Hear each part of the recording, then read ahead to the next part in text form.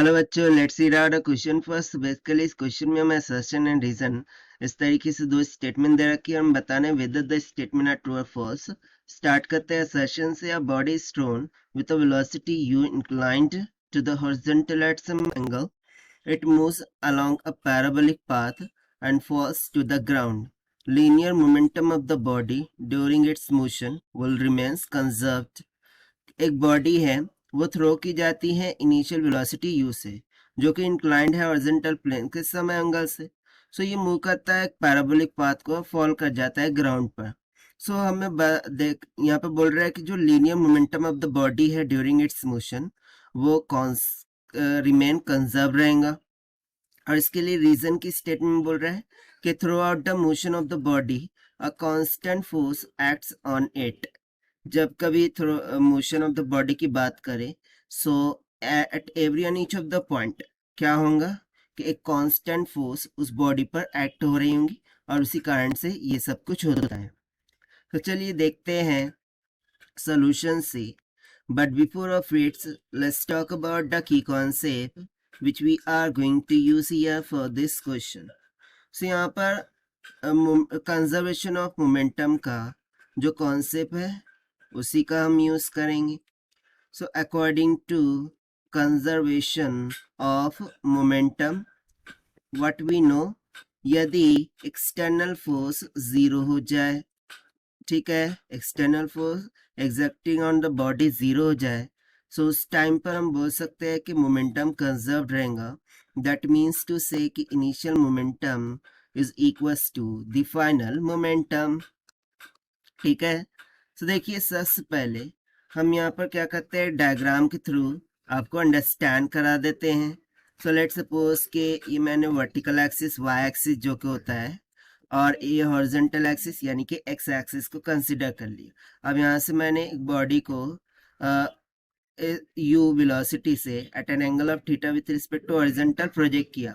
सो वो क्या करता है, इस तरीके से पैराबोलिक पाथ कवर करता है, और आफ्टर सम टाइम ग्राउंड पर आकर के टच कर जाता है, रुक जाता है।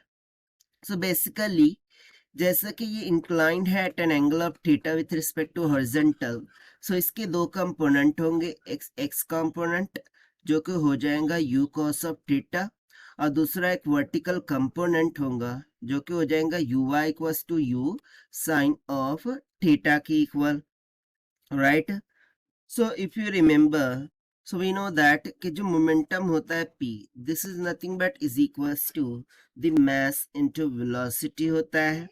But if you see that at every and each of the point downward direction में इस पर क्या लग रहा होता है, acceleration due to gravity, और ये every and each of the point constantly इस पर एक तरीके की फोर्स की तरह क्या करता है, एक्ट करता है। फोर्स बोले तो देखिए मास डाउनवर्ड डायरेक्शन में लग रहा होगा, और एक्सेलरेशन ड्यू टू ग्रेविटी के साथ मिलकर के वो फोर्स बना देगा m/g, और ये mg उस पार्टिकल पर constantly throughout this parabolic path downward direction में क्या करते रहता है, एक्ट करते रहता है।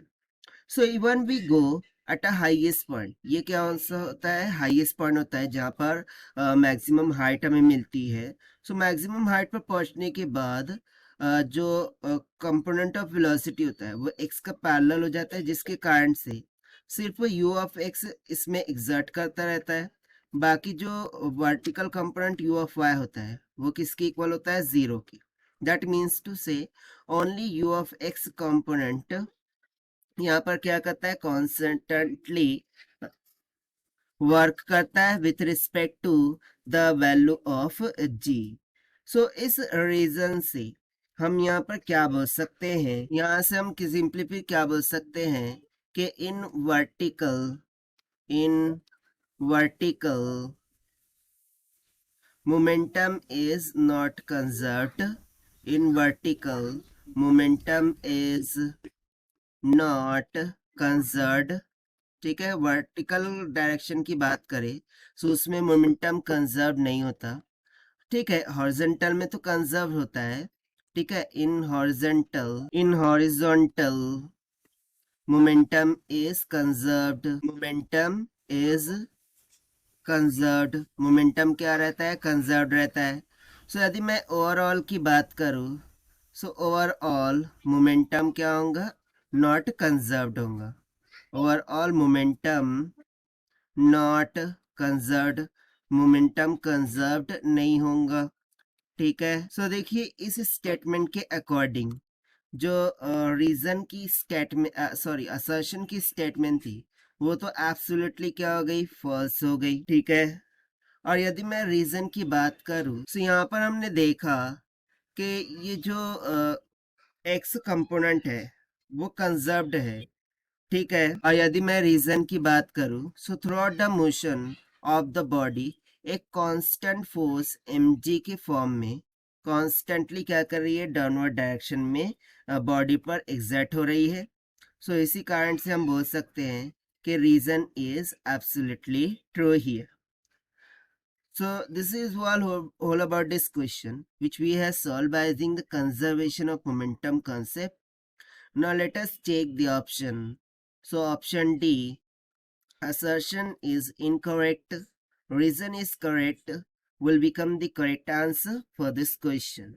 So this is the required solution. I hope you understood well. Best of luck. Thank you.